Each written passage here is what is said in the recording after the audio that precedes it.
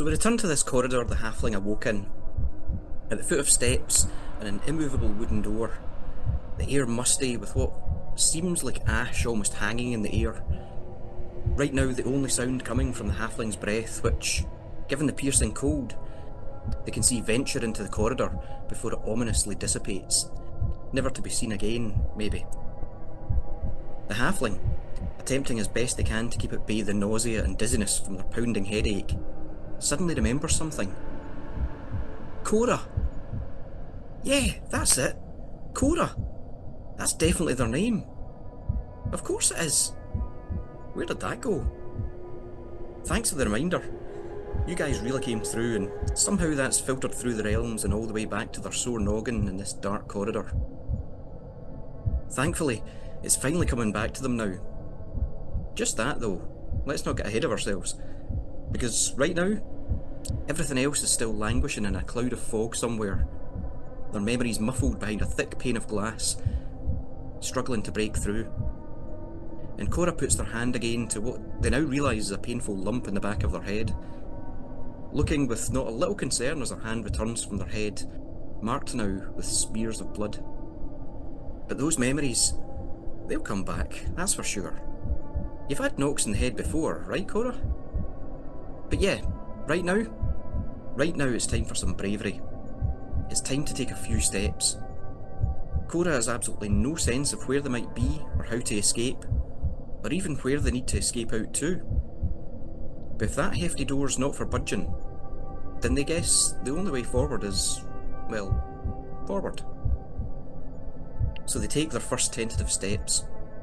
At first, Cora holds onto the wall to steady themselves, but then feeling the ooze in the wall squeeze between their fingers, making it difficult at points to then unstick their hand, they think better of that and, taking another deep breath, they steady themselves and move more into the middle of the corridor, their boots squelching in that floor of pulsing veins and viscera.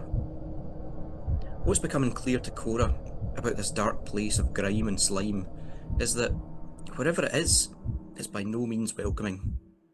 What's unclear to them, however, as a dense mist begins to wrap and coil around Cora's ankles as they move forward, is what might lurk in the darkness beyond. The first corner's always the worst, right? Cora moves forward slowly, trying to remain nimble and quiet on their feet, and in the darkness they end up seeing that the corridor appears to round a corner to the right. Straining their ears, they hear nothing much beyond an incessant dripping of water or something around the corner, the sound echoing back to them, every drop snapping their wandering imagination and fears of the unknown back into reality. Reaching that corner, they peek around cautiously, as silently as they can, looking with only one eye, unable therefore to avoid sniffing the festering closeness of the wall as they press themselves against it, the other eye noting in its peripheral vision a fist-sized grey and orange spider with fuzzy legs creeping slowly down the ooze-covered wall towards them. But they focus in the corridor, and as they peer forward around the corner, about 20 or so feet ahead, they can just about make out a set of steps going up at the end of the corridor. But from where they stand, pressed against this slime-coated wall, there doesn't seem to be a door or anything beyond those steps. And there's also a sense of space to the left and right. More corners, maybe?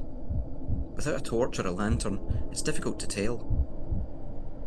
So with a quick look behind just in case anything's lurking, and just as the spider begins to scuttle onto their hand sensing blood, Cora takes a breath and slinks around the corner, keeping still to the middle of the corridor, treading softly, slowly, and as they creep closer and nearer to the set of steps that they see now are very much cracked and coated in rotten vines, it becomes apparent that the steps seem to lead up to a cross-section that then leads back down more steps in 3 other directions. With another deep breath in an attempt to settle their pounding heartbeat, Cora moves up and, crouching down a little using the steps as cover, peers into the darkness, first towards... what is that? Maybe a corner in the deepening blackness straight ahead? Second, into some sort of T-section Cora can just about make out to the right.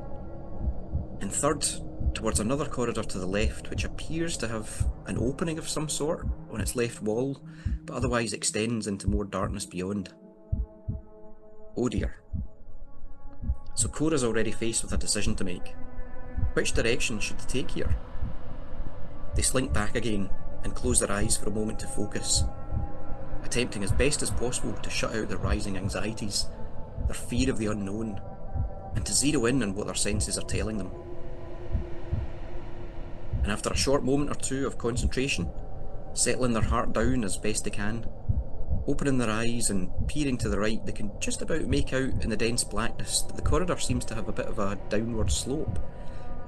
And Cora can feel like, yeah, maybe like warmer air wafting up towards them from down beyond that corridor.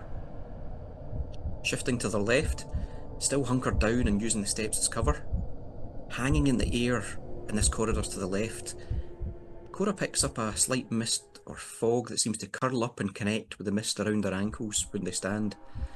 A mist that, now they seem to be acclimatising and begin to catch their bearings, they notice a bit of a curious tinge of colour to it. Almost green maybe. And also, there's a bit of a funny smell. Is that the smell of cooking? Or of flesh maybe? They can't be sure, but there's definitely something. And turning to the corridor straight ahead beyond the cross-section, well, listening closely above the pounding of their heart, Cora can definitely begin to pick up the sound of... what is that? Again, not 100% sure by no means, but is that... well, it sounds worryingly like disharmonic whistling. Cora closes their eyes again, having taken all of this in. They've still no idea where they are, how they got here, but right now they need to get hold of themselves. Put to one side for a moment their thumping headache that's getting worse every minute, and make a decision about which way to turn. So yeah, can you help Cora make this decision? Which direction should they take? Left, right, or forward? Seeing as how retreating back won't take them anywhere but that hefty door. And beyond that, beyond the direction they should take, is there anything they should be doing or trying at the moment? Like to work out which direction's best, or to prepare for what they might face depending on where they tread next? I'm sure, for the sake of Cora's survival here, they'd very much welcome any thoughts you might care to venture. So be sure to make a suggestion in the comments or via the links in the description, and we'll run a poll again, then crack on and see where they end up, what this place might be that they've found themselves in, how you might help them survive and find their way out to safety. And as we leave Cora then in the cold darkness of this cross-section, don't worry, I'm sure they'll be fine until we return to them next time.